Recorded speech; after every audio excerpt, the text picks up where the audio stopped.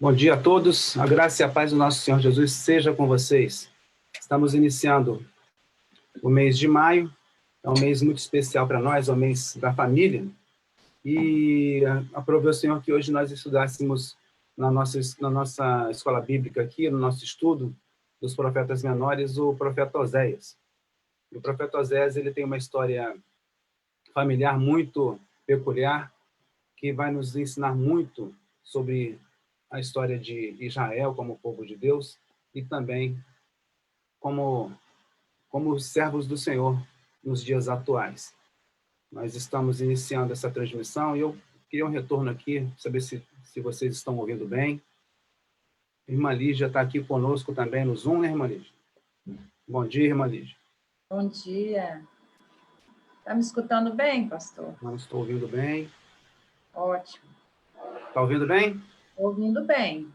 Está ótimo, então. Então, vamos em frente, não é? Temos uma agenda boa hoje e é interessante notar. Deixa eu ver como está o pessoal aqui do Facebook. A gente faz aqui uma alternância aqui de telas e vamos já iniciar essa lição de hoje.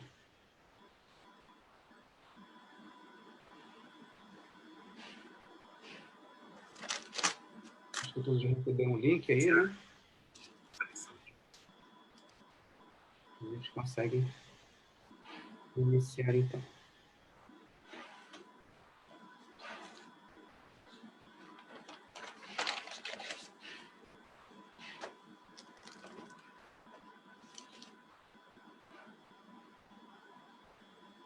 Vou compartilhar aqui a apresentação com vocês. Que a gente possa iniciar. E ainda tempo do pessoal também chegando, né?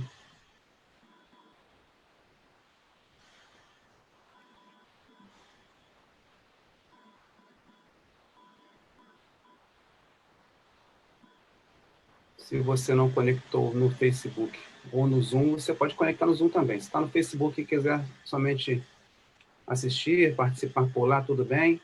Mas se você tiver o desejo de participar aqui pelo Zoom também, uma boa oportunidade da interação, né, da voz ao vivo aqui. E vamos fazer assim. Vamos aqui.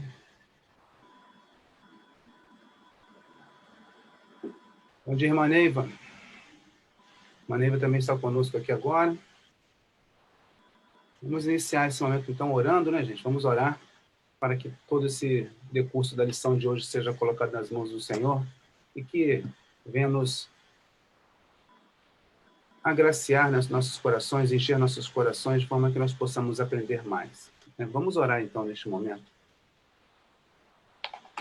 Deus e Pai, bendito é o Senhor, nós louvamos o Teu nome e te agradecemos por Teu grande amor. Agradecemos porque hoje nós abrimos os nossos olhos pela manhã, Deus, pela Tua grande misericórdia, Pai, pela Tua infinita misericórdia. Agradecemos porque o Senhor tem cuidado das nossas famílias, Senhor Deus. E sabemos como Tu és fiel, Pai. Nós pedimos que o nosso coração, que a nossa mente, que o nosso ser inteiro, Senhor Deus, seja dedicado ao Senhor. Que nós possamos, no meio das adversidades, das lutas, das alegrias, das conquistas que nós angariamos durante toda a nossa vida, nós jamais deixemos de lembrar do Senhor, lembrar que o Senhor é o nosso Deus, lembrar que o Senhor é o nosso sustentador. Pai, em nome de Jesus, nós colocamos diante do Senhor a lição desta manhã, pedimos que o Senhor conduza, Senhor Deus, tudo que aqui for dito, tudo que aqui for falado, para que seja de forma a nos edificar como igreja, a nos fazer crescer no conhecimento da Tua palavra e verdadeiramente refletir nos ensinamentos que ali estão contidos. Obrigado, Deus, pelas famílias que já estão conectadas neste momento. Abençoa cada um, Senhor Deus. Abençoa cada lar neste momento. Nós pedimos que o Senhor envie os Teus anjos neste momento a cada lar, Deus, para que levem ali uma bênção, levem ali, Senhor Deus, um conforto, levem ali, Senhor Deus, um refrigério do Senhor. Não sabemos a situação de cada família, estamos acompanhando, mas os corações são insondáveis e somente o Senhor pode sondar. Então, Deus, faça isso neste momento, em nome de Jesus, Pai. Nós te oramos agradecidos, Senhor Deus. Amém e amém. eu colocar meu óculos porque eu não consigo enxergar muito sem óculos aqui na tela. Não. Bom dia, minha sogra. Estamos aqui acompanhando, então, também. E vamos iniciar, então, essa lição de hoje. Profeta Oséias, nos profetas menores, dando continuidade aos nossos estudos. Nós temos aí o versículo que está no capítulo 6 do livro de Oséias, e nós, durante essa semana, fizemos a leitura de todo o livro de Oséias, espero eu, que todos tenham conseguido acompanhar. É um livro que tem 14 capítulos, então é o maior livro dentre os profetas menores, né?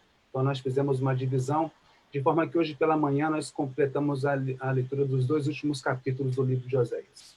E o capítulo 6, ele tem um versículo que chama muito a atenção, e que está aí, nesse momento, né, na tela. Pois misericórdia quero, e não sacrifício, e o conhecimento de Deus mais do que holocaustos. Esse versículo ele revela muito acerca do teor, realmente, do livro de Oséias, e nos mostra como Deus ele age, né, de uma forma profunda em nossos corações, em nossas vidas.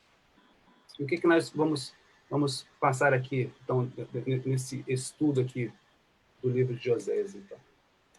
Lembrar o que nós já colocamos ali um pouco mais antes nas nossas lições, lembrar aqui o que acontecia, então, no tempo de Oséias.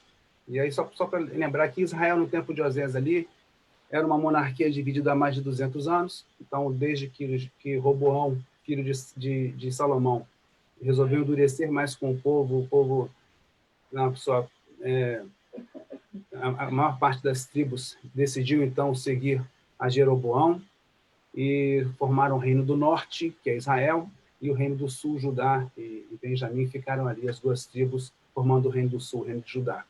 Mas na época de Oséias, esse tempo aí era um tempo de grande prosperidade, a Idade do Ouro, né? O período áureo, ou a Idade do Ouro, que eles falavam ali. E Israel estava, então, em função dessa paz, dessa prosperidade material, conseguiu expandir o seu território até Damasco, entendeu? Invadindo, então, uma grande parte da Síria ali, né? Recebendo tributos, né? desses lugares ali que tinham sido conquistados. E, enquanto isso, a Síria, ela vinha ali de um momento, né? de crescimento, né? Ela então se voltava para o Ocidente e começava então a crescer em sua expansão territorial. No âmbito religioso, nós vimos aí o maior declínio religioso e moral de Israel.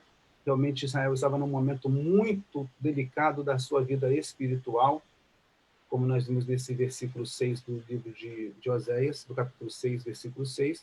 E nós vimos aí o ponto de sacerdotes serem depravados, unidos a salteadores e assassinos, né? E fazendo sacrifícios de crianças e, inclusive, se rendendo à prostituição cultural. O que é a prostituição cultural? É a prostituição que tem o caráter religioso. É a prostituição que ela leva em conta fazer por estar adorando a um Deus neste momento. É muito complicado, então, este fato aí que nós estamos vivendo aí. Vou avançar aqui um pouquinho mais. Vamos falar um pouco, então, do profeta Oséias. Né? O profeta Oséias, aí, ele tem um nome que significa salvação. No hebraico, Rocheia. Rocheia, né? Significa salvação ou livramento. Então, você vê como que o nome do profeta ele dá uma ideia do que o Senhor estava oferecendo ao povo ali de Israel, mas uma oferta que estava sendo desprezada, né, neste momento. Né? Acima de tudo, de se ver isso. Né? Qualquer coisa, se o áudio não estiver muito bom, se o vídeo não estiver muito bom, dê um retorno aqui, faça um comentário e a gente vai ajustando aqui da forma que for possível fazer, tá bom? Então, dê esse retorno para que a gente possa fazer aqui uma boa apresentação aqui. Estou vendo aqui, uma Lígia está dizendo que o áudio está ok, ótimo, perfeito. E a imagem está boa também. Estou vendo que a imagem um pouco embaçada no meu áudio, não sei se no meu vídeo aqui, não sei se para vocês também está da mesma forma. Está excelente. Tá bom? Tá beleza, então, ótimo. Então, vamos prosseguir.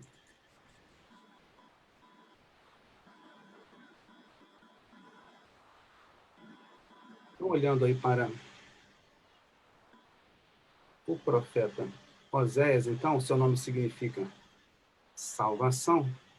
Deixa eu só ver minha tela aqui, que a tela sumiu aqui.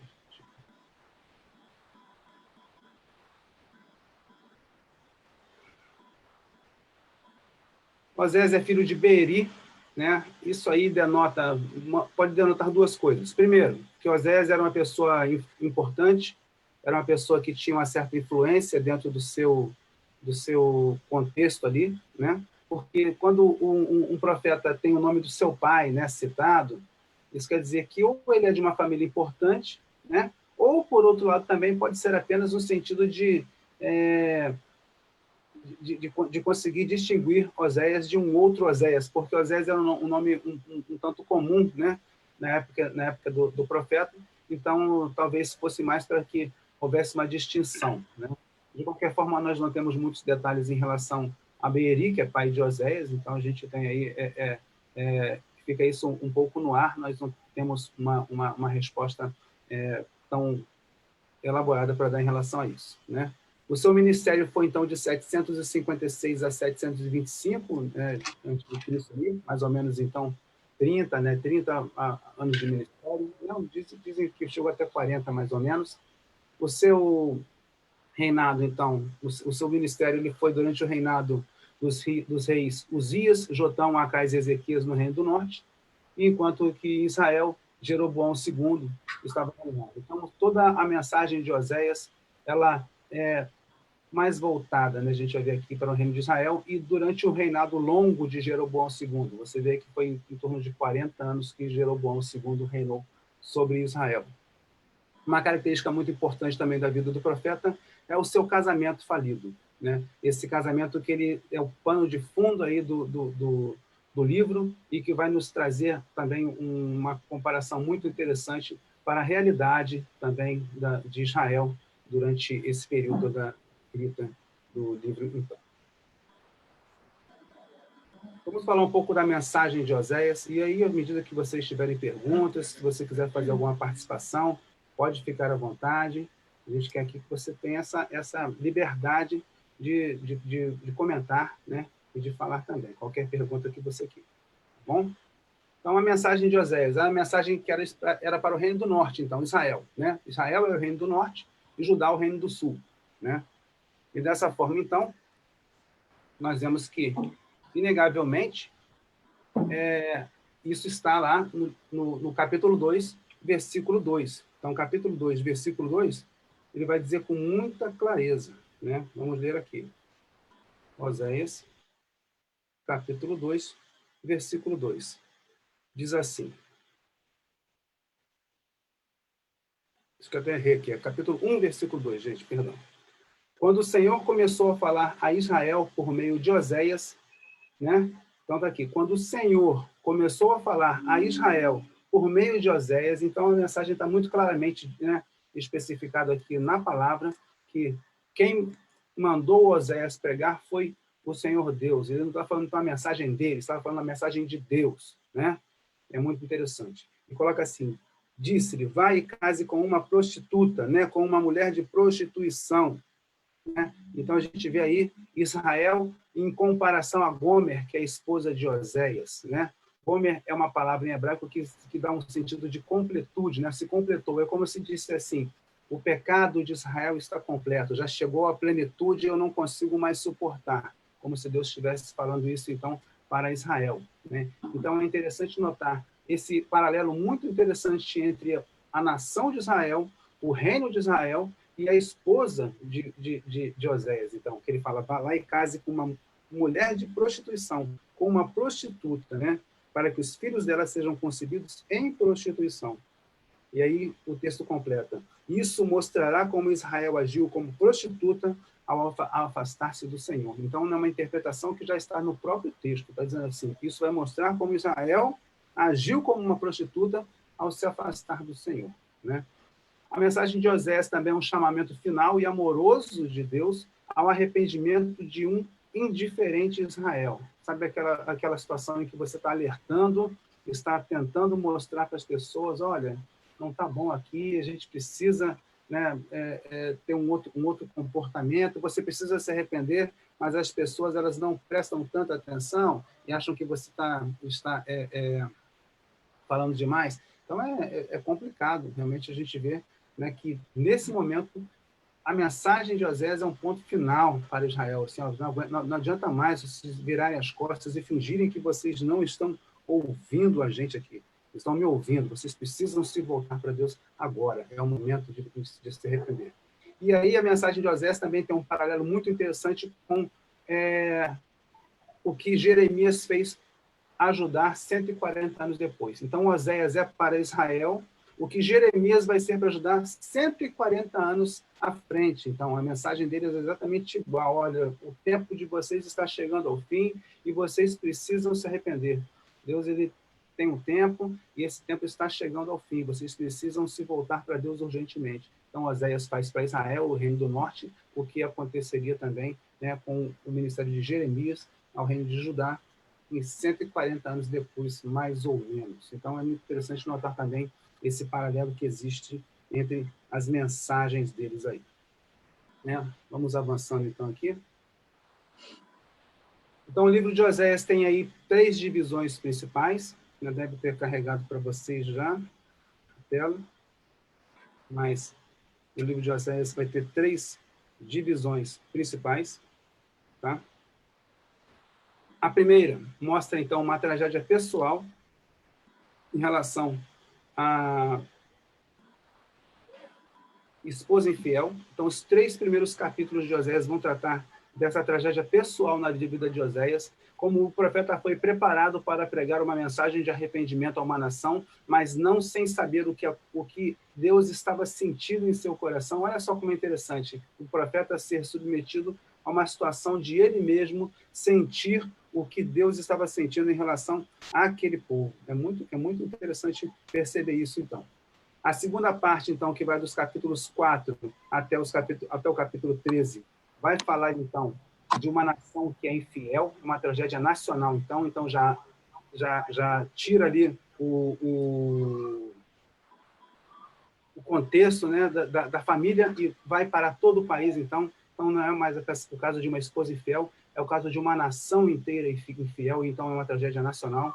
E a terceira parte, então, é o final, é a apoteose do livro, é o capítulo 14, que mostra, então, o triunfo final, um Deus fiel, um Deus amoroso, um Deus que ele busca, né, todos os dias. Então,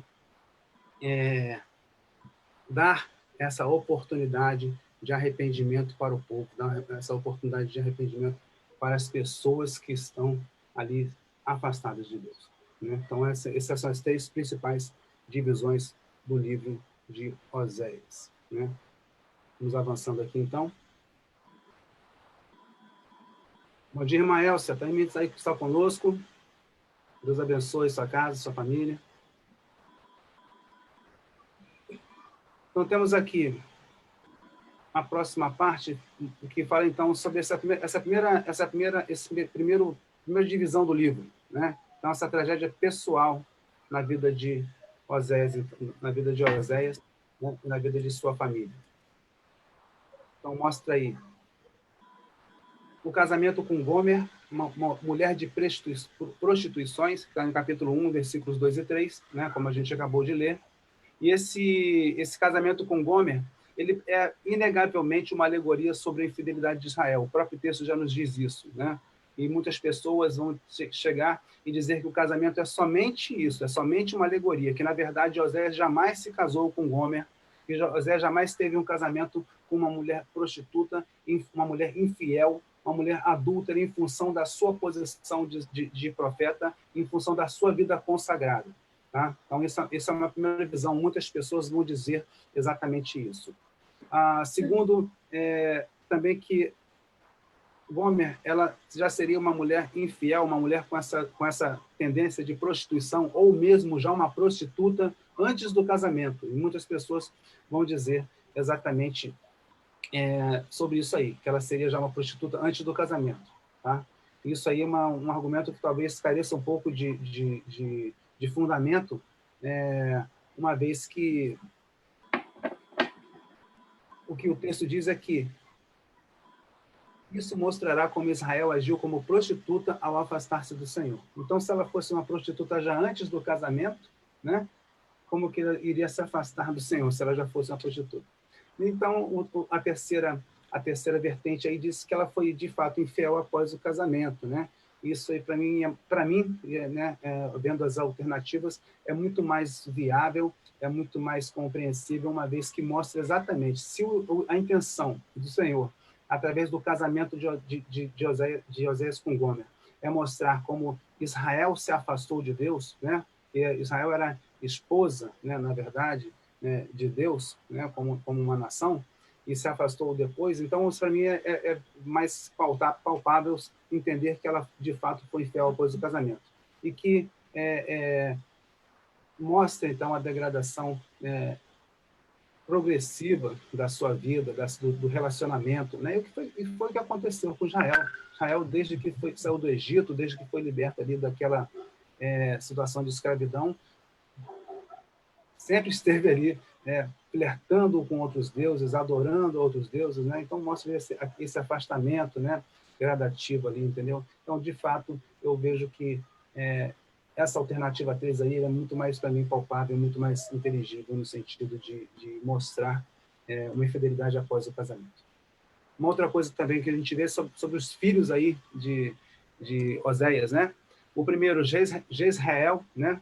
Que significa Deus semeia, né? E que vem trazer aí a noção, então, de um juízo iminente de Deus sobre Israel, né? Uma Lígia colocou aqui, mostra que a relação do povo era de infidelidade e ingratidão com Deus como de uma prostituta. Exatamente, irmã Lígia. E você pode falar também, tá, irmã Lígia? Não precisa só escrever, não. Eu não quero interromper o pastor agora. Não, mas levanta só a mãozinha que a gente sabe aqui, mas pode tecer sua consideração, irmã Lígia.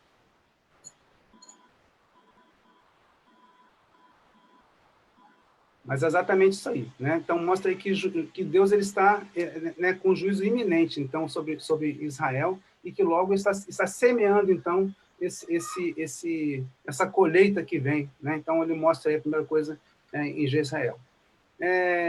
Segundo filho, Lo-Ruama, né? Não amada, né? Desfavorecida, já uma filha aqui, né? Então diz aqui, ó, Lo-Ruama, tá aqui, ó. Pouco depois, versículo 6. Gomer engravidou novamente e deu à luz uma filha. O Senhor disse a Oséias: dê a sua filha o nome de Lo-Ruama, Lo-Ruamá, não amada, pois não mostrarei mais amor ao povo de Israel, nem lhe perdoarei. Então, mostra aí também, algumas traduções dizem desfavorecida, né? Uma situação que já não tem mais o favor de Deus, né? E o terceiro filho ali, né? É Lo-Ami, que é não o meu povo, e que mostra, então, que Israel, de fato, seria afastado de Deus. Haveria então uma separação de Deus de forma que ele seria temporariamente, então, já dito, não mais o povo de Deus, né? Afastado, escravizado, e que mostra, então, a situação de Israel no decorrer da sua história aí. O interessante notar é que, primeiro, aqui o texto diz que Jezreel, o primeiro filho, ele, de fato, é filho de Israel. É filho de Oséias, perdão. Tá? Então, diz aqui. Oséias casou com Gomer, ela ficou grávida e deu um filho a Oséias, né? Deu a criança o nome de Jezreel, deu semeia, pois estou prestes a castigar a dinastia do rei Jeú para vingar os homicídios que ele cometeu em Jezreel. Então, o primeiro filho é de Oséias, tá? Mas a segunda e o terceiro filho já não é assim, o texto já não diz com tanta clareza aqui, ó. Então, Gomer engravidou, versículo 6.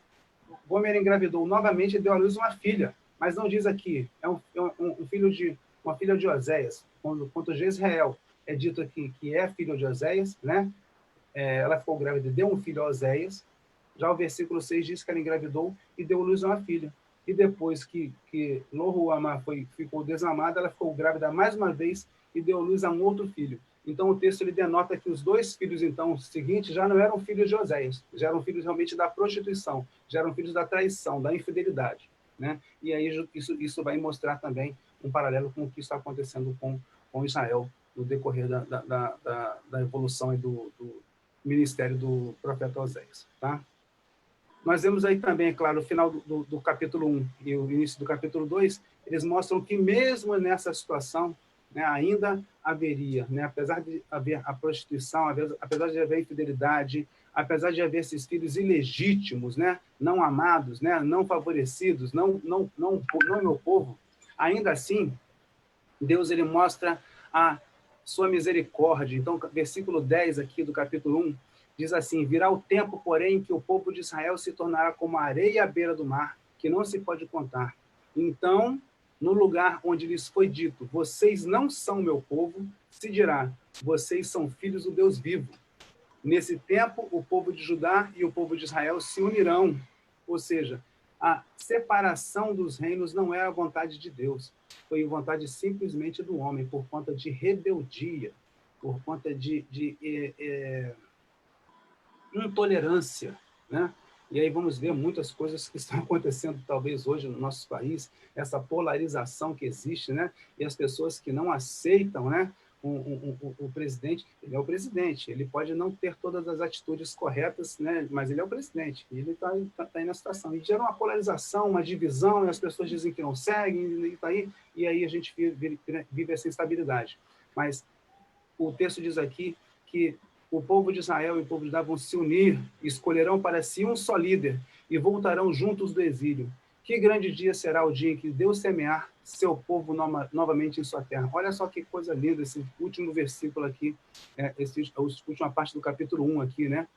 E aí, nesse dia, capítulo 2, versículo 1, vocês chamarão seus irmãos de Ami, meu povo, e chamarão suas irmãs de Ruamá, minhas amadas. Então, quer dizer, esperança futura. Apesar de toda essa situação, né, de tragédia, de separação, ainda havia aí uma esperança de uma reunião futura, e aí acaba por acontecer bem mais tarde, aí, né, em torno de 200, né, 230 anos depois, aí a gente vê o povo reunido ali, né, embora não completamente, mas reunido, né, de uma forma que houvesse a reunificação do reino de Israel, né? Não havia mais reino de Judá e de Israel, mas havia ali somente os judeus ali, né? Todos os que são povo de Deus. Vamos então aqui, continuando aqui, capítulo 2, ele vai falar da infidelidade de Gomer, né? Então ele mostra aqui que essa infidelidade ela não fica sem uma consequência. O versículo 2 mostra aqui exatamente uma separação que resulta disso aqui, ó, versículo 2 do capítulo 2. Apresentem acusações contra sua mãe, pois ela já não é minha esposa e eu já não sou seu marido. Então, olha só como que é interessante isso, né? A infidelidade ela vai gerar uma separação, vai gerar uma consequência, né? E essa infidelidade, ela por fúteis motivações aqui, capítulo 5, versículo 5 do capítulo 2. Sua mãe é uma prostituta indecente que engravidou de forma vergonhosa. Disse, irei atrás de outros amantes e me venderei a eles em troca de comida e água, em troca de roupas de lã e de linho, em troca de azeite e bebidas. Então, essa motivação da esposa de Oséias de ir atrás de outros amantes mostra realmente uma falta de confiança no provedor que ela tinha dentro da sua casa, ou mesmo uma ambição maior em conseguir coisas que ela talvez não tivesse, porque não sei qual era o contexto aqui de vida deles aqui, qual era a situação econômica deles, mas, de fato, o que mostra aqui é que ela estava buscando outras coisas, ela estava atrás aqui, ó, me venderei a eles em troca de comida e água, roupas de lã e de linho, em troca de azeite e bebidas. Isso mostra também como que o povo de Israel esquece Deus por conta de conforto material, por conta de benesses que existem do ponto de vista, né, de prosperidade, né, financeira, de prosperidade material, de mercadorias, de conforto. E isso é muito forte para se notar também. Porque hoje muitas pessoas estão, de fato, virando as costas para Deus e indo, né, se vendendo em troca de comida e água, em troca de roupas de lã e linho, em troca de azeite e bebidas. Então, coloquei aqui comida e água, roupas de lã e linho, né? Azeite e bebidas, ou seja, subsistência, né? O vestir, né? O comer, o vestir, e azeite e bebidas aqui, o conforto, né? As coisas que a vida pode oferecer. Então, muito interessante esse paralelo aqui dos motivos que levam Gomer a ser infiel com o seu esposo, da mesma forma que também mostra Israel sendo infiel com Deus. E aí, para nós, nos nossos dias de hoje, pessoas que também, por tão pouca coisa, não estou dizendo pessoas que são ímpias, que não conhecem a Deus, mas pessoas que já conhecem a Deus, que são povo de Deus, que são, então, a esposa de Deus, e se trocam, né? se afastam da presença de Deus por tão pouca coisa, coisas que não vão ser levadas deste mundo, coisas que não se pode aproveitar na eternidade, mas que, para o nosso sentido material, para o nosso sentido físico, são muito fortes, porque nós somos carne e osso. Então, quer dizer, isso fala muito forte a nós, mas nós precisamos olhar para a frente, olhar para o que vem depois, né? Porque senão teremos aí consequências desagradáveis sendo sofridas aí. Os versículos 6 a 13 dizem exatamente isso aqui. Ó. Versículo 6, Deus fala assim: por isso a cercarei com espinheiros, levantarei um muro à frente dela para fazê-la perder seu caminho, né? Tomarei de volta, versículo 9, tomarei de volta o trigo e o vinho que lhe providenciei a cada colheita. Eu a deixarei nua em público à vista de todos os seus amantes. Acabarei com as suas celebrações, com as suas festas de lua nova e seus sábados e com todos os feriados. Destruirei suas videiras e figueiras, que ela diz ter recebido dos seus amantes. E aqui exatamente é o que Deus coloca assim. Quando Israel fazia uma boa colheita, quando Israel fazia tinha uma fartura, né, por conta de um tempo bom ali, ele não tributava o crédito disso a Deus, ele tributava o crédito disso a Baal, que era o Deus das colheitas, o Deus canaíta, que era o Deus das colheitas, né? Ele fazia festas, então, fazia todas as coisas para que houvesse, então, tributo, louvor a um Deus falso, né? E as consequências seriam, então, castigo, né?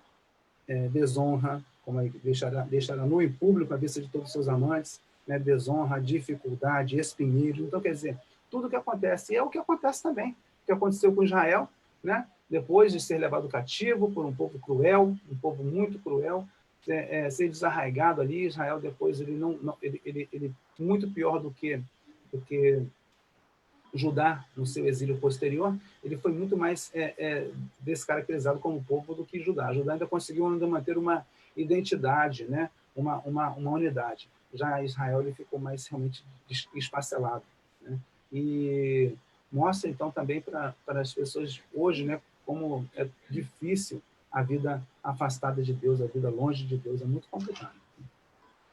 Mostra, então, também a restauração do casamento aí, que se baseia única e exclusivamente no grande amor do marido. Então, os versículos 14, 19 e 23 desse capítulo 2 mostram aqui como Deus, né, como o marido aí é amoroso, e também como Oséias também, né, se coloca também em forma de reconquistar, né, a sua esposa aqui. Contudo, eu a conquistarei de volta, ao deserto a levarei e lhe falarei com carinho, né? Mostra então aqui, né, versículo 19. Eu me casarei com você para sempre, lhe mostrarei retidão e justiça, amor e compaixão. Então, uma restauração completa. Eu me casarei com você para sempre. Serei fiel a você e a tornarei minha, e você conhecerá a mim, o Senhor. E também o versículo 23. Então semearei uma safra de israelitas e os farei crescer para mim mesmo. Mostrarei amor por aquela que chamei não amada, e aqueles que chamei não meu povo, direi, agora vocês serão meu povo. E eles responderão, tu és o nosso Deus. Então, uma restauração completa também, né? Que mostra aí o amor de Deus, o grande amor de Deus por esse povo tão difícil, né? Aqui dá algum problema nesse slide aqui. A restauração do casamento, o capítulo 3 mostra, então, a restauração do casamento, que é por dois motivos aí. Primeiro, uma ordem direta de Deus, capítulo 3. Então, veja como é difícil a vida do profeta. Com toda essa desonra, com toda a infidelidade, com toda a afronta, então, que sua esposa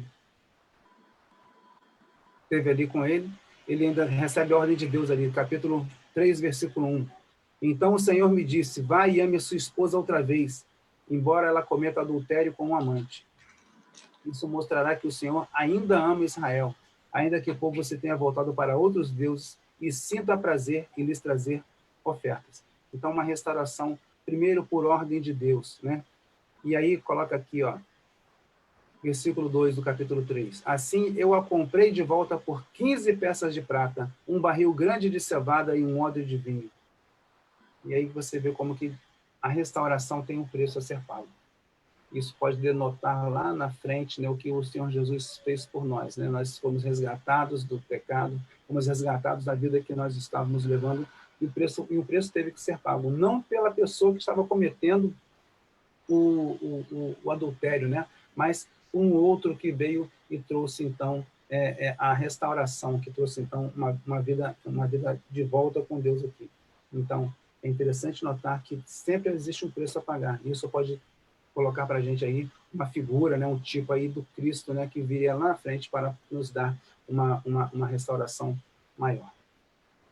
Saindo do contexto da tragédia pessoal, vamos para a tragédia nacional, então, o que está acontecendo com Israel de um modo geral. E aí nós vamos passar pelo que acontece no livro de Oséias em relação à nação infiel, tá? Dos capítulos 4 até os capítulos 13, né? Então, primeira coisa que a gente percebe aí é uma degradação espiritual generalizada, tá? Uma degradação espiritual generalizada, tá? Primeiro, falta de compromisso, capítulo 4, né? O Israel tinha uma profunda falta de compromisso com Deus, tá? Né? Não há fidelidade, não há bondade, não há conhecimento de Deus em sua terra. Vocês fazem votos e não cumprem, matam, roubam e cometem adultério. Há violência em toda parte, um homicídio após o outro. Então você vê que existe falta total de compromisso com Deus, um povo que é de Deus sem compromisso com esse Deus. E você mostra, e o capítulo também mostra, o capítulo 4 aqui mostra que a culpa é dos sacerdotes. Então diz aqui, não apontem o dedo para outra pessoa, não tentem escapar da culpa. Minha queixa é contra vocês, sacerdotes. Então, os sacerdotes que deveriam conduzir o povo a uma adoração a Deus, que deveriam fazer essa condução, eles, na verdade, se colocam, então, também como maus exemplos, né? Como maus líderes. Né? E isso é muito, muito interessante notar, que era uma situação que acontecia com os sacerdotes de Israel, e que se repete talvez hoje aí, nos versículos 4, versículo 7. Quanto maior o número de sacerdotes, mais eles pecam contra mim. Trocaram a glória de Deus pela vergonha de ídolos, sacerdotes idólatras, sacerdotes que não adoram a Deus, né? Versículo 8, quando o povo traz suas ofertas pelo pecado, os sacerdotes se alimentam, por isso eles se alegram quando o povo peca, ou seja, é uma relação de troca, é uma relação de tolerância, é uma relação de promiscuidade espiritual, uma vez que os sacerdotes eles toleram o pecado em função de serem alimentados pelo povo. E é muito triste você ver um sacerdote vender a sua posição, vender a sua missão para ser sustentado. Isso é muito triste. Né? Muitas vezes, hoje em dia, falando, um pastor ele vai sofrer dificuldades no seu ministério por falar a palavra, e aí vê que as pessoas não aceitam muito bem aquele discurso, né? Aquela palavra de Deus ali, que não é dele, é de Deus, e aí ele vai amaciar, né? vai tentar falar mais suave para que as pessoas se agradem, então, dessa palavra. Isso é muito complicado, porque mostra aí uma culpa que vai vir sobre eles, uma vez que sobre cada vida, sobre cada pessoa será cobrado, né, de não ter instruído no céu. E o versículo 6 aí, ele mostra uma coisa, para mim é um outro versículo muito forte dentro do livro de Oséias, o versículo 6 do capítulo 4, né? O meu povo está sendo destruído porque não me conhecem. Porque vocês, sacerdotes, não querem me conhecer, eu não os reconhecerei como meus sacerdotes, porque se esqueceram da lei do seu Deus, e eu me esquecerei dos seus filhos. Olha só, o povo está sendo destruído porque lhe falta o conhecimento de Deus. É muito, muito, muito, muito forte isso. E muito Interessante também para os nossos dias de hoje. Da mesma forma que o povo de Israel, há 2.800, 2.750 anos atrás, estava sendo destruído por falta de conhecimento, o que acontece com o nosso país hoje, com o nosso mundo hoje, e por falta de conhecimento de Deus? O que acontece hoje com sacerdotes que esqueceram da lei de Deus? Sacerdotes que não querem conhecer a Deus. Isso aí mostra um contexto muito forte dentro dos nossos dias de hoje.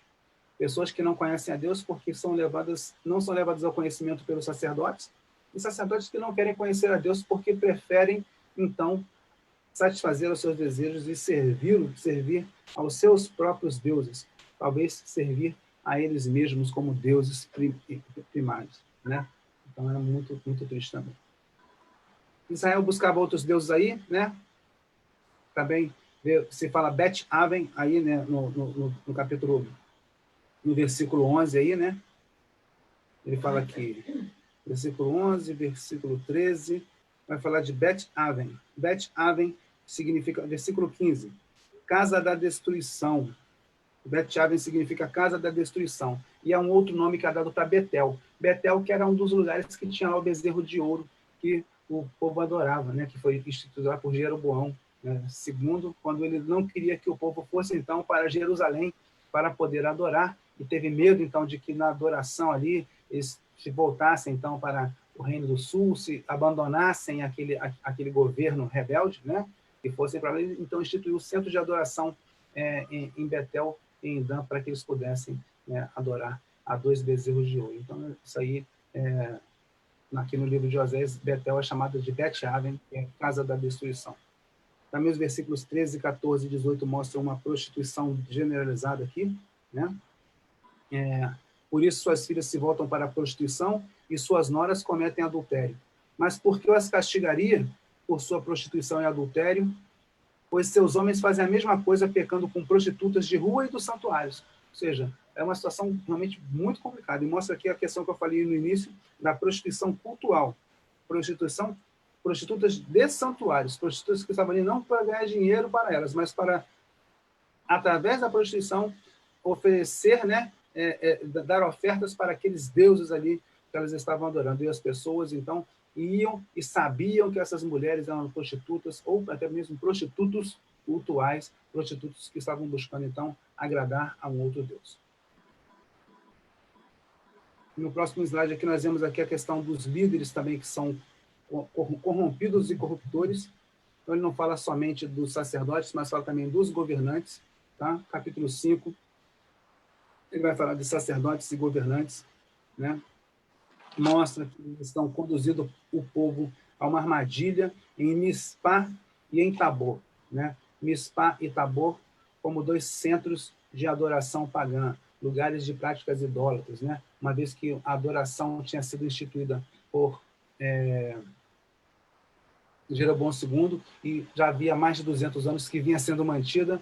Os governantes, né, a casa real, a família real, ela também é responsabilizada por essa corrupção do povo, né? Os líderes eram corrompidos e eram corruptores do povo. Os sacerdotes levavam o povo a uma adoração errada e também apoiada pela família real, pelo governo.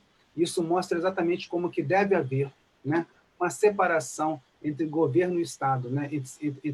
entre governo e igreja e Estado, que é um princípio batista, né? A separação entre Estado e igreja. A igreja e o Estado não podem interferir nos negócios uns dos outros, porque senão existe uma corrupção, e foi o que aconteceu aí. Uma vez que quem instituiu a adoração pagã foi o rei, né? O rei que foi levantado de forma ilegítima, né? Ele se mete nos negócios, então, que seriam somente da religiosos, espirituais. E não pode ser desse jeito aí, né? No livro de Oséias também, a gente vê aqui Efraim sendo colocado, e Efraim é um outro nome que é dado a Israel, por ser uma tribo proeminente de Israel. Então, um outro nome de Israel é Efraim, né? Aqui no livro de Oséias vai aparecer 33 vezes Efraim, se referindo a Israel como nação e não somente a uma tribo, tá? O capítulo 6, ele vai falar de um chamado ao arrependimento, né, realmente do povo ali.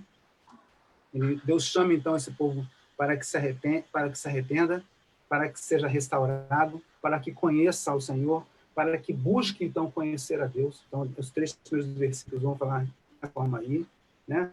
E mostra também, no capítulo 6, como que a infidelidade, né, o assassinato eram práticas que estavam sendo colocadas de uma forma muito forte dentro do reino de Israel.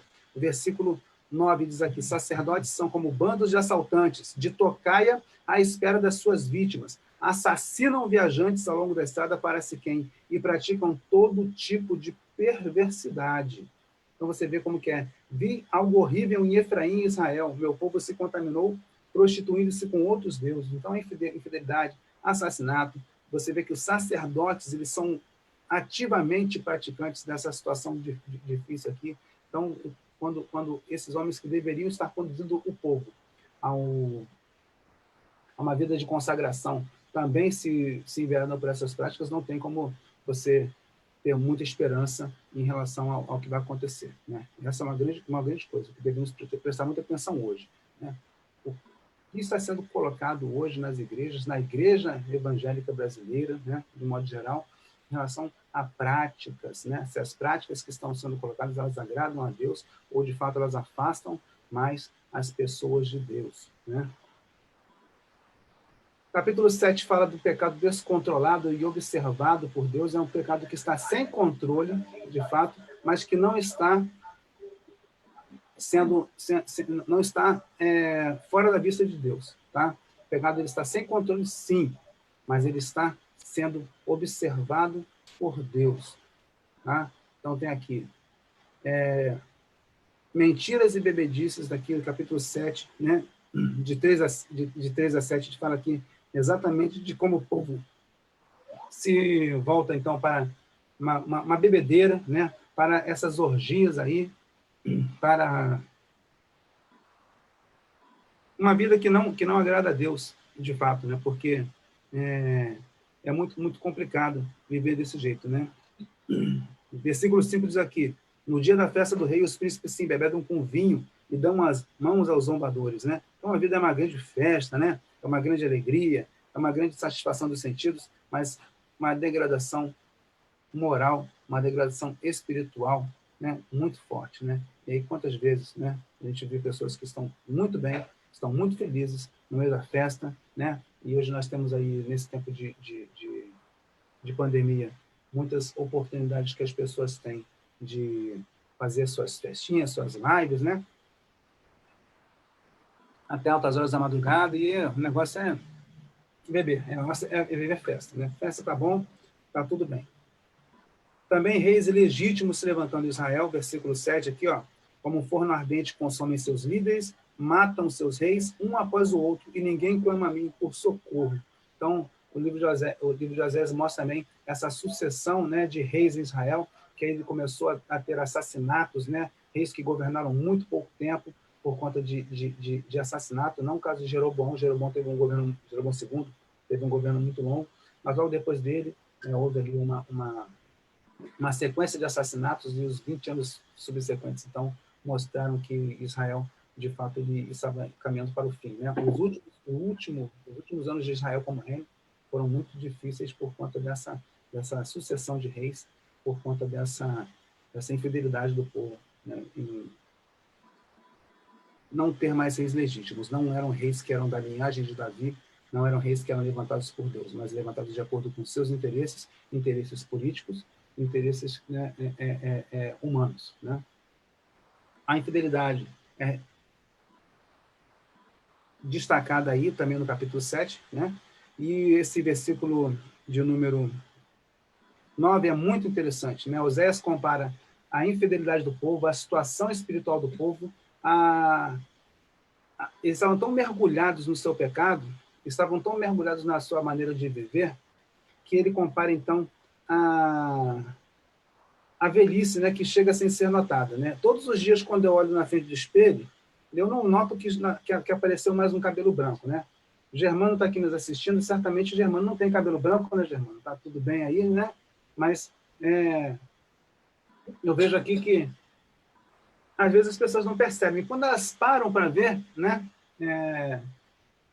elas veem que a cabeça está cheia de cabelos brancos. Então, a velhice vai chegando sem ser notada. Né? No dia a dia, a pessoa está tão envolvida com seus afazeres que um dia, quando ela vai se olhar no espelho com atenção, ela, ih, rapaz, tem um montão de cabelo branco aqui, está espalhando, não tem mais jeito. Então, Israel estava tão afundado nos seus pecados, nos seus interesses ali, ele não estava notando que ele estava se afundando. Né? Seus cabelos ficam brancos. Ó, estrangeiros consomem suas forças, mas eles não sabem disso. Seus cabelos ficam brancos, mas eles não se dão conta. Então, você vê que eles estão ali realmente levando a vida deles como se nada tivesse acontecendo e sem perceber que as suas forças e a sua juventude estava sendo esgotada, né? Sem que eles pudessem perceber. Não tem cabelo branco não, né, Germano? Sei bem como é. E vê aqui que eles também buscam a garantia do seu reino não em Deus, mas buscam no Egito e na Síria, né? Versículo 11 aqui, está falando exatamente... Opa. Fala exatamente que Egito e a Síria são a garantia, né? Aqui, ó. Primeiro chamam o Egito e depois vão até a Síria para pedir socorro. O povo de Israel se tornou como pombas tolas e sem juízo, ou seja, voa de um lado para o outro, né, para buscar um refúgio. E quem não viu já os pássaros aí, ao final da tarde, eles ficam voando de um lado para o outro, tentando encontrar um abrigo, né, um lugar para pousar. Israel estava exatamente assim também, né, buscando, né, se garantir, buscando tranquilidade, buscando se perpetuar como reino em nações aí, né? A Síria e Egito, né? As mesmas que depois iriam, então, trazer grande tormento sobre eles. E capítulos 8 e 9 vão falar exatamente do que viria como consequência, a pena, então, que viria, né? É interessante notar que esse capítulo 6 aí para frente é como se Israel estivesse no tribunal, sendo colocado, então, né, uma peça, né, jurídica, colocando todas as coisas, né, todas as acusações, todos os fatos que estavam sendo praticados por Israel, e aí o que poderia vir para frente seria essa pena aí vindoura, aí, né, nos capítulos 8 e 9, né? Opressão, né? Tive aí no capítulo 8, de 7 a 10 aqui, né? Semearam ventos e colherão vendaval. Já viu esse ditado? Quem semeia vento, colhe tempestade. Então, aqui no capítulo 8 de Osés, versículo 7, diz, semearam ventos e colherão vendaval, né? Os talos de trigo murcharão, não vão produzir alimento, mesmo que haja trigos estrangeiros o comerão, ou seja, já não vai ser mais para eles que eles vão produzir, eles vão sofrer uma forte opressão, né? Eles vão para a Síria, como está dizendo aqui no versículo 9 do capítulo 8, né? E eles vão se definhar sobre a opressão do grande rei, o rei da Assíria, nesse caso aqui, né? Também tormentas aí, né, que eles iriam sofrer, versículos 11 a 14 do capítulo 8, também, né? O povo construiu muitos altares para remover o pecado, né? Porque eles achavam que o sacrifício ali, né, a ritualística cerimonial, era para remover pecados, né? Fazer sacrifícios em função do pecado. E agora já não era mais desse jeito, eles já não teriam, então, esse respaldo aí, né? Esses mesmos altares se tornaram lugares para pecar. Então, que interessante, o altar que foi colocado como lugar para remover pecado se tornou um lugar para pecar, porque já não era uma adoração ao Deus vivo e verdadeiro, era uma adoração a outros deuses, né? Deuses falsos, oferecendo sacrifícios para deuses falsos, né? E aí o que poderia vir disso aí não seria outra coisa, né? Israel se esqueceu do Criador e construiu grandes palácios, né? Mas não adiantaria nada, porque o que haveria para eles aí seria um exílio, né? Eles seriam exilados. E aí capítulo 9 fala exatamente do exílio. Eles vão ser exilados, levados para fora, levados para a Síria, né? Aqui. E mesmo que, capítulo 9, versículo 6, mesmo que escapem da destruição nas mãos da Síria, o Egito os conquistarás e Mênfis os sepultará. Olha como que é interessante, então. Tá? Opa. Agora. Deu aqui uma... Tá aqui. Isso por conta de quê? Idolatria em Baal Peor, está aqui no capítulo 9, versículos 10 a 14, está aqui, ó.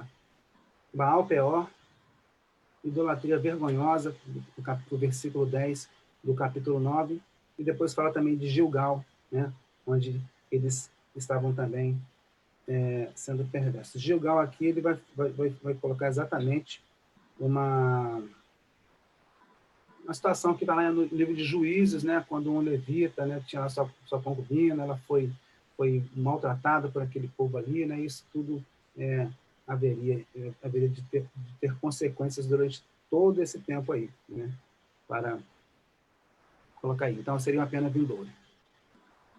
Capítulo 10 aí mostra porque o culto deles era um culto apóstata, um culto, então, que se afastava de Deus, tá? Israel próspero, né? Capítulo 10, versículo 1. Israel é próspero, é uma videira viçosa cheia de frutos, mas quanto mais o seu povo enriquece, mais altares idólatras constrói. Quanto mais fartas as suas colheitas, mais belas as suas colunas sagradas. Então, por quê? Porque o coração dos israelitas é inconstante. É um coração inconstante, um coração que não consegue se firmar em Deus. É um coração que não se volta para Deus com firmeza. Tá? Então, eles têm que se agradar, né? Na verdade, em vez de agradar a Deus, eles se agradam a eles mesmos. Né? Isso é, para nós, hoje em dia, também uma grande lição. Nós devemos voltar nossa adoração, o nosso culto para Deus. Né? Aí coloca aqui o bezerro em Bet-Aven, aqui, né? No versículo 5, como eu falei, Betel, o bezerro em Betel, e rituais vazios aqui, eles estão fazendo cultos que são vazios, cultos que não estão agradando a Deus, cultos que não adoram a esse Deus aqui. Não adianta nada fazer um culto que não agrade a Deus. Tá? Entretanto, o capítulo 11 fala do grande amor de Deus por Israel, tá?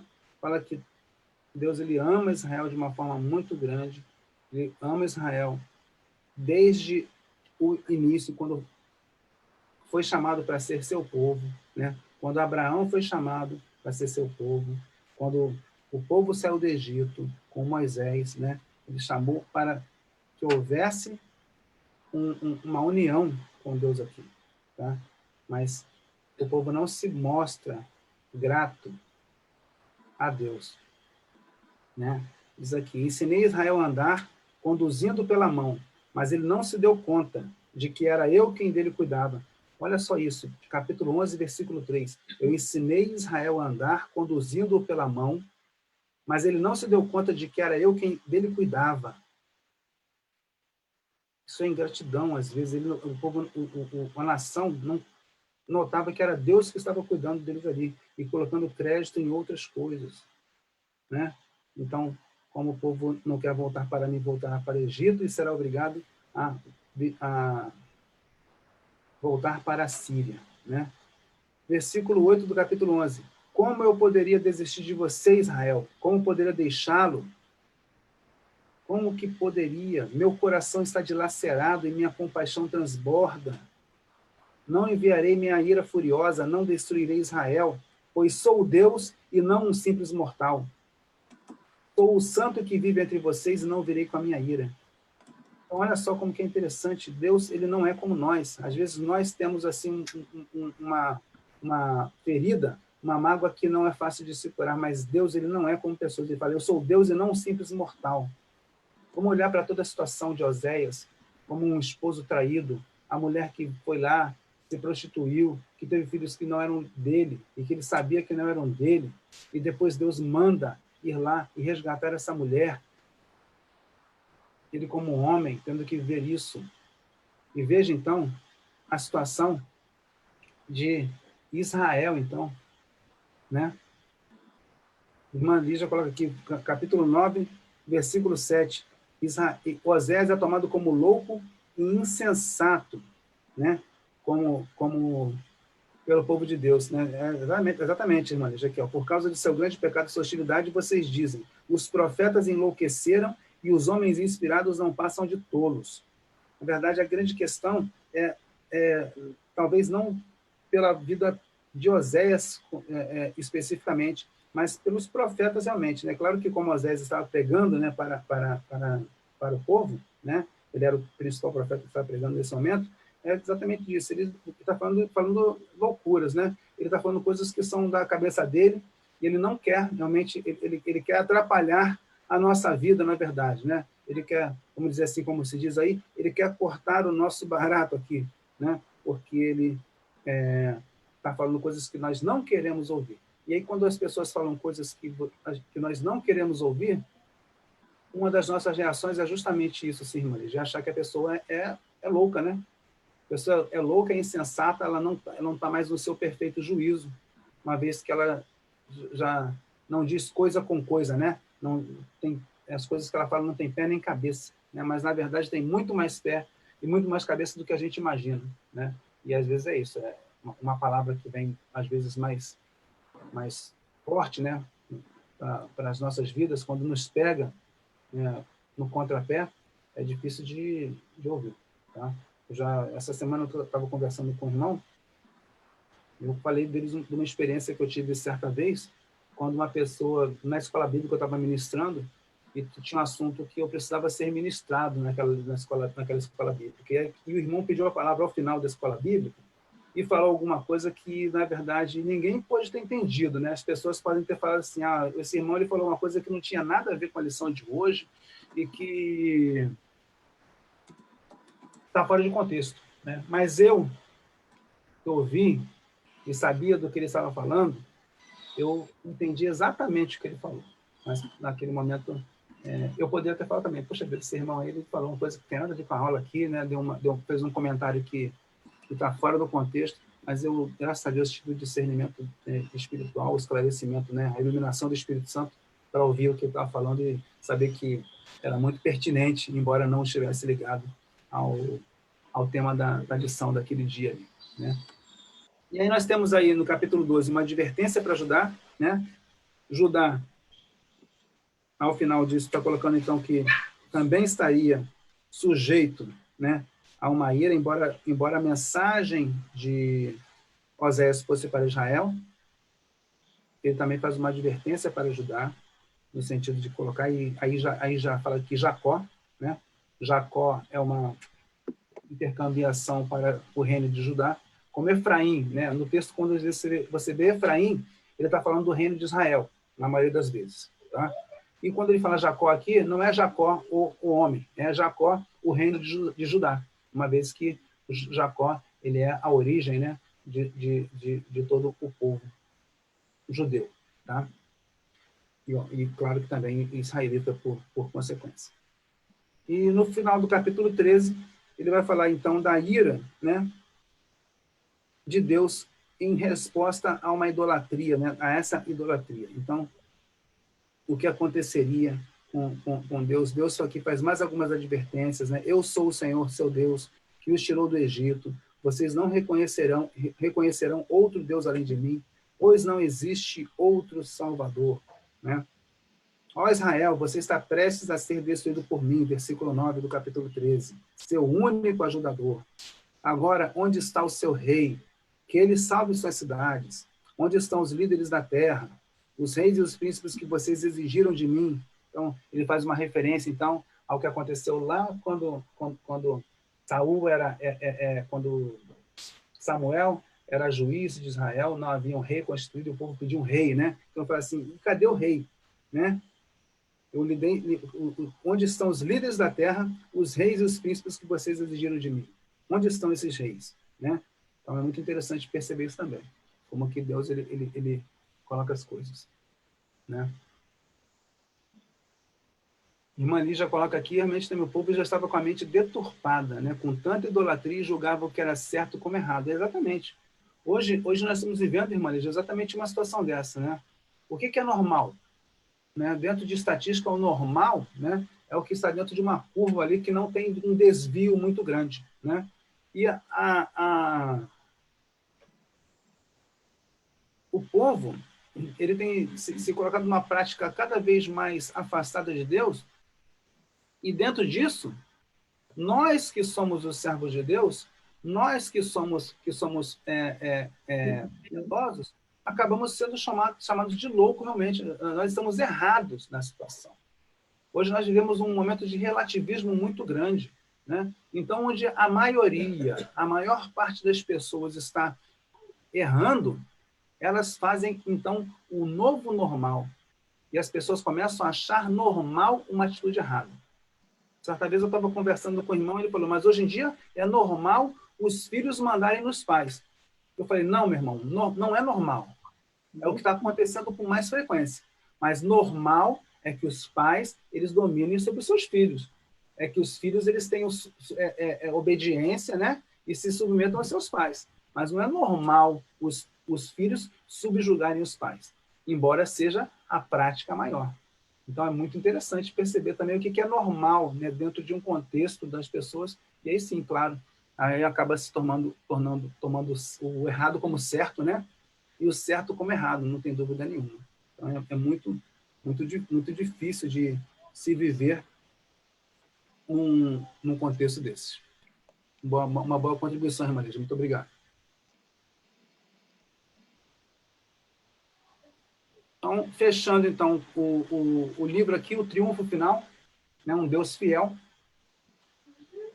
Ele faz um apelo final ao arrependimento, capítulo 14, aqui dos versículos de 1 a 3. Né? Volte, ó Israel, para o Senhor seu Deus, pois os seus pecados causaram sua queda. Tragam suas confissões e voltem para o Senhor. Digam-lhe, perdoa os nossos pecados e recebe-nos com bondade, para que possamos oferecer-te nossos louvores. A Assíria não pode nos salvar, nossos cavalos de guerra também não. Nunca mais diremos aos ídolos que fizemos, vocês são nossos deuses, somente em ti os órfãos encontram misericórdia. Então é interessante, né? Que Deus fala assim, abandonem as suas ilusões e se voltem para mim.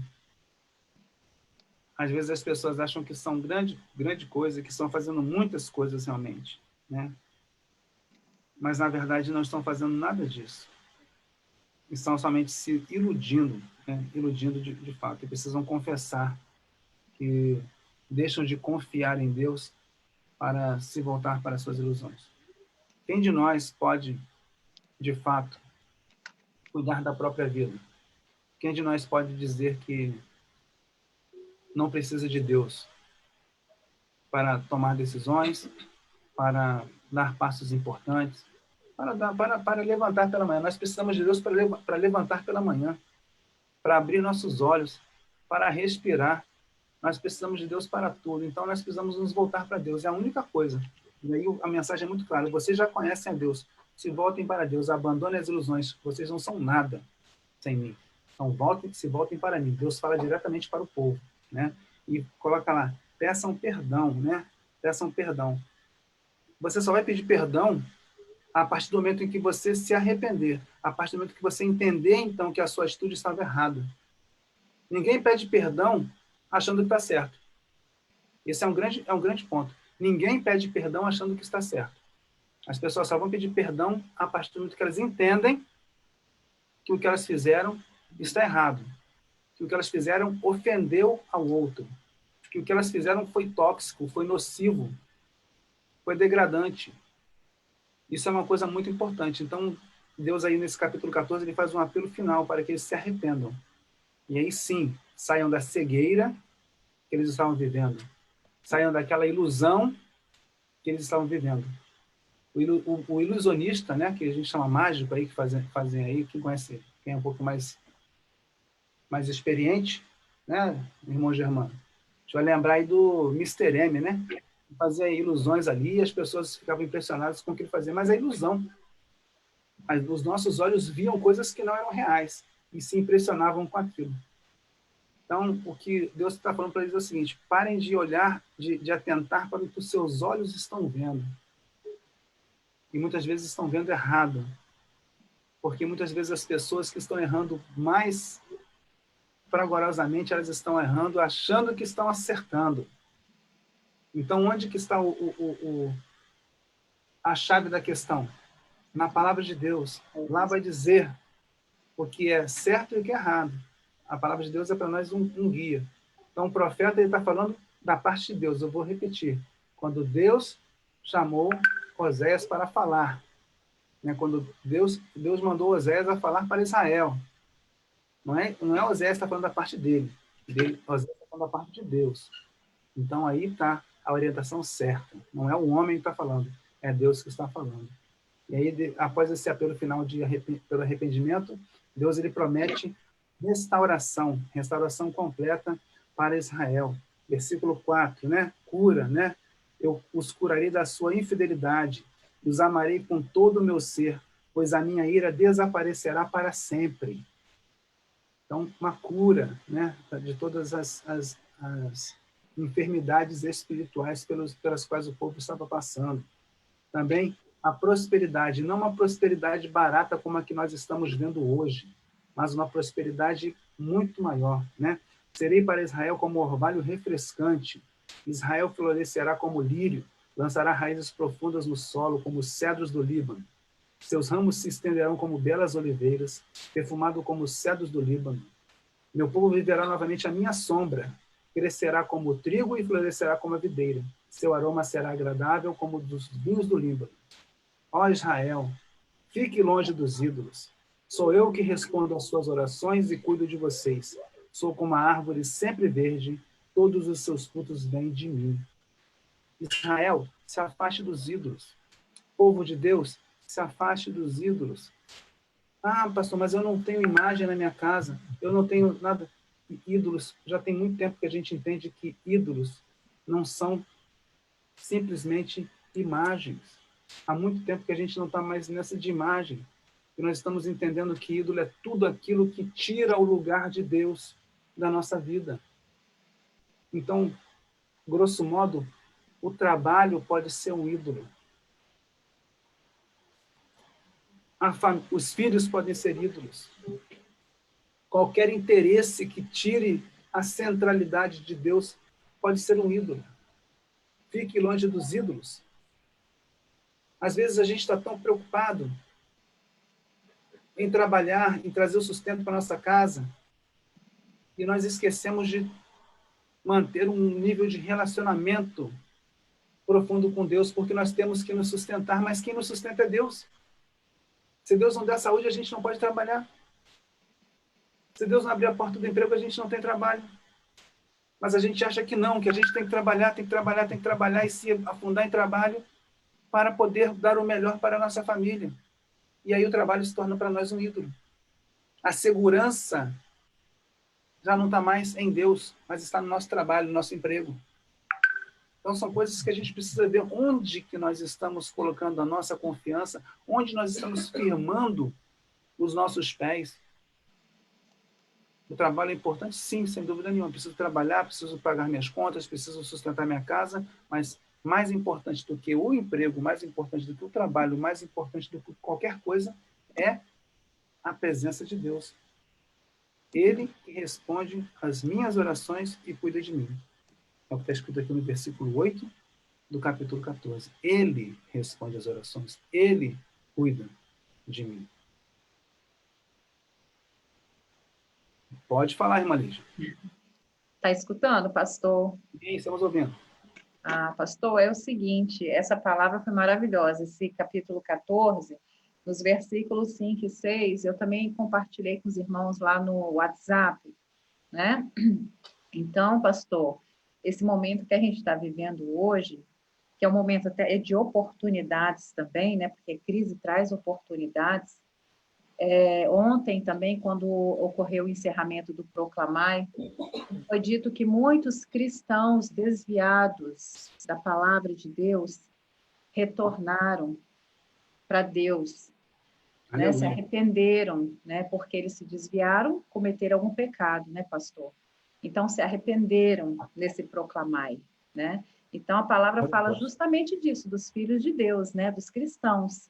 Então, graças a Deus, louvado seja Deus, porque muitos desviados tornaram para Deus e muitas outras pessoas também que não conheciam a Deus, tiveram seus corações quebrantados, se converteram também.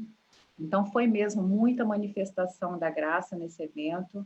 E eu queria só dizer também para a igreja, porque Deus aplica disciplina. Eu estou entendendo que tudo que está acontecendo hoje, Deus está usando do juízo dele, né? Sobre o teu povo, mas como? Sobre o teu povo, ele pode estar, sobre os filhos de Deus, ele pode estar aplicando para os desviados, como ocorreu, né? Agora, recentemente, muitos se voltaram, se arrependeram, se voltaram para Deus. Ele aplica também para aqueles que já estão, conhecem, têm o conhecimento da palavra e estão em comunhão com Deus, mas ele quer um avivamento. Então, para mim, está sendo essa experiência como avivamento de fé, né? E de serviço, né? Porque Deus é misericordioso. Ele usa da sua misericórdia. Só que ele também se alegra através das nossas ações. Então, pastor, aqui nesse versículo, quando ele fala que nós somos também, cita o cedro no versículo, capítulo 14, versículos 5 e 6, esses ramos aqui que ele fala no versículo 6, eu entendo que somos nós, porque nós temos um Deus misericordioso, mas ele espera de nós ações também, né? E ele se alegra quando ele aplica a misericórdia e o teu povo, ele age através de ações. Então, esse é um momento que nós estamos vivendo de oportunidades, né? E nós temos que agradecer muito a Deus por isso, muito a Deus, né? E estarmos sensíveis também para ouvir a voz do Espírito Santo. Ele fala muito, essa palavra está voltada justamente para isso, o povo tem que ser mais sensível à voz do Espírito Santo. Nós estamos vivendo um tempo que muitas pessoas estão se voltando para Deus, e é uma oportunidade para nós cristãos, para buscar essas pessoas também, né? Amém? É verdade. E aí você vê como que ele coloca o cedro do Líbano, que é uma árvore grande e frondosa, né? E aí ele coloca aqui que nós seremos raízes profundas. Ele quer firmeza, um povo firme, que não se abala com vendavais, né? Com ventos de doutrina, com coisas que sacodem, né? Ele pode até sacudir, mas não pode derrubar, né, irmão? Exatamente. Muito interessante. E o livro termina aqui com uma... Muito obrigado, irmã, pela sua colaboração, realmente muito edificante para nós. E o versículo 9 aqui diz aqui exatamente isso, né? Uma advertência final de Deus, né? Quem for sábio, entenda essas coisas. Quem tiver discernimento, ouça com atenção. Os caminhos do Senhor são retos, e nele andam os justos. Mas nesses mesmos caminhos os pecadores tropeçam e caem, né? Então, como que a justiça, né? Ser justo, né? Ser justo justifica através de Cristo Jesus. Então, nós precisamos entender que também nesses caminhos, né, retos do Senhor, os pecadores, eles tropeçam e caem, porque aquele que não tem um andar reto, ele vai cambalear de um lado para o outro, né, e nós precisamos ter essa justiça, né, como um distintivo das nossas vidas. O que fica aqui como advertência para nós, esse livro de Oséias aqui, é justamente esse cuidado, né, para não quebrar as promessas do primeiro amor. Cada um de nós que já esteve aí, né, que já está um tempo na caminhada com o Senhor, muitas vezes fica numa situação de esfriamento, né, espiritual, né? Às vezes a gente quando conhece, né, a Deus ali, a gente tem tantas expectativas, né? Faz tantas promessas, né? Busca a Deus com tanto fervor, e aí às vezes dentro de tudo isso aí, na nossa caminhada, amizades erradas, né? Escolhas ruins que nós fazemos, as promessas que nós fizemos lá no início, elas são totalmente quebradas, né? E a gente acaba por desvirtuar, né, do caminho, nos afastar de Deus verdadeiramente. Isso é uma coisa que chama a atenção, né?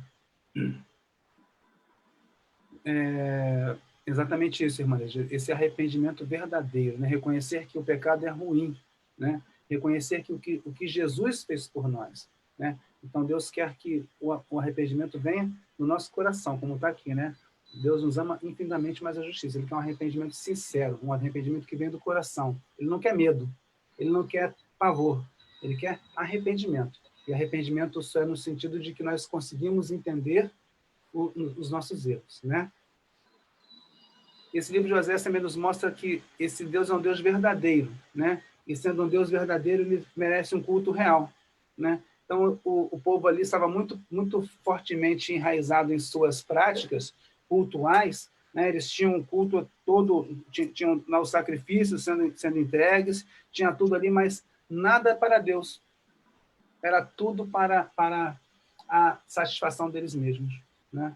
É interessante. E para outros deuses, né? Uma idolatria, como estava se colocando. Então, demonstra esfriamento espiritual, né? Um devocional mecânico, às vezes a gente está fazendo devocional só por fazer, né? Ou então nem está fazendo, né? Então, eu não sei nem o que é pior, né? Não fazer o devocional, não entender a necessidade de buscar a Deus todos os dias em oração e pela leitura da palavra, e ter um momento, né, a sós com Deus ali, ou fazer isso como uma obrigação. Eu, sinceramente, não sei se há muito ganho em se fazer de forma mecânica. Então, a gente precisa também lembrar disso, né? Nos afastar da religiosidade, que é justamente única e exclusivamente cumprir rituais, achando que isso está agradando a Deus. Não. Deus se agrada de um coração quebrantado. Deus se agrada de uma adoração real. Deus se agrada em que façamos as coisas para Ele. É isso que Ele quer. Ele quer que nós entreguemos as nossas vidas para Ele e não façamos as coisas para nós, né? Então, isso é muito importante. E lembrar que Deus ele nos ama de uma forma infinita. Osés é um livro que mostra exatamente o amor de Deus. Quem pode perdoar como Osés? Quem pode perdoar como Deus? Osés foi lá e resgatou a sua esposa que estava escravizada pela prostituição. Ela tinha se vendido e ela já não tinha mais domínio da sua vida. Então, ele falei que ele comprou a esposa de volta. Deus ele nos pegou e nos resgatou do nosso pecado. Foi pago um preço enorme, né, pelo sangue de Jesus derramado por cada um de nós. E quem ama assim? Quem pode? Me fala com sinceridade, você que é casado, você que é casada, se o seu cônjuge ele cometer um deslize, se ele cometer adultério, você consegue perdoar? Você consegue perdoar a esposa? Você consegue perdoar o esposo? Isso é muito interessante de a gente notar. Deus nos perdoou, mesmo sendo infiéis, mesmo nos prostituindo, e muitas vezes, como disse a irmã Lígia, muitas vezes nos afastando, né? Quando Ele chama e nós nos voltamos com o coração sinceramente arrependido, isso é muito importante, esse arrependimento sincero, esse arrependimento que vem, de fato, do coração, isso aí é importante. Reconhecer o que Jesus fez por nós, reconhecer o que Deus faz por nós todos os dias. Isso é muito importante para que nós tenhamos uma vida plena na presença de Deus. Tá? Isso é muito importante, né? Porque vem do nosso coração, não que vem da nossa boca, não que vem da nossa declaração, mas que vem do nosso coração verdadeiramente. Tá bom?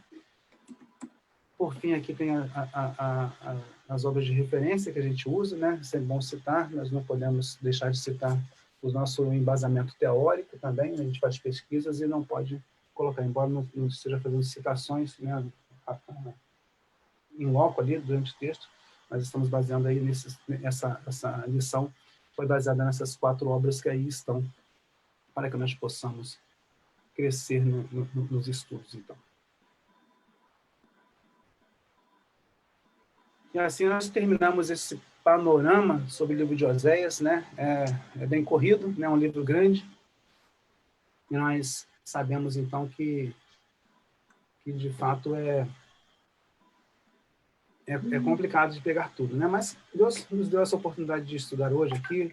Espero que tenha sido edificante para a vida dos irmãos, né? É sempre bom a gente se debruçar na palavra de Deus e aprender algumas coisas, né? E mais do que isso, tirar, né, o que é mais importante da leitura do livro. Não adianta somente ler e não entender o que é impactante para a nossa vida hoje. Eu tenho certeza de que Deus falou muito ao coração dos irmãos, como falou ao meu também, quando eu fiz a leitura do texto durante a semana e quando eu busquei estudar mais esses detalhes e olhar para essa situação realmente terrível, né, que Israel estava vivendo, e muitas vezes a situação terrível que muitas pessoas vivem hoje também, em função de não reconhecer a soberania, a majestade e o controle de Deus sobre todas as coisas. Então, que nós possamos sempre lembrar disso, né? Do amor de Deus, a um povo que muitas vezes se torna infiel, né?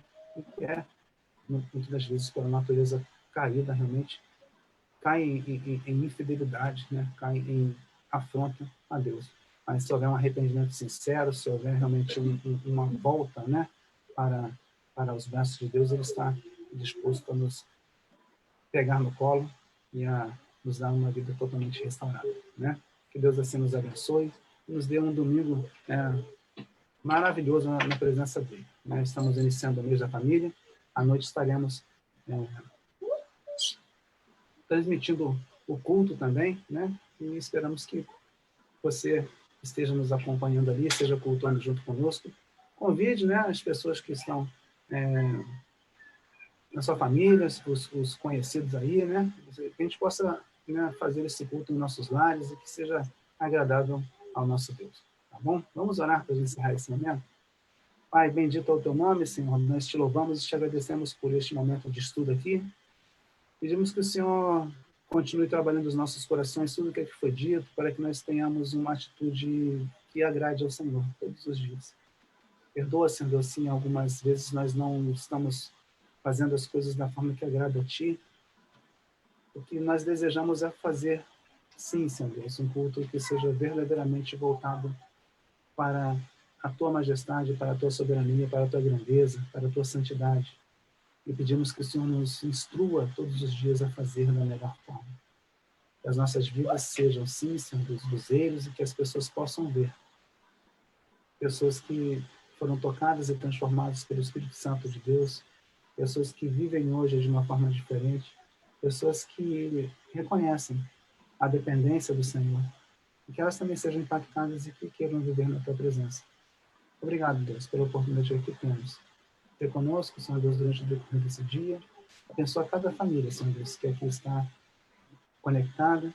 Abençoa cada pessoa que ouvir essa lição, Pai. Nós te pedimos isso e agradecemos em nome de Jesus. Amém. Amém. Na próxima semana estaremos, então, estudando o profeta Joel, né, que é o próximo dos profetas menores aqui. Então, na próxima semana, às 9 horas, estaremos estudando o livro do profeta Joel, né? Estaremos também postando ali no grupo os textos que deverão ser lidos, né, durante a semana, para que nós tenhamos um melhor aproveitamento dessa lição. Que Deus abençoe a todos, um ótimo domingo, fiquem na paz.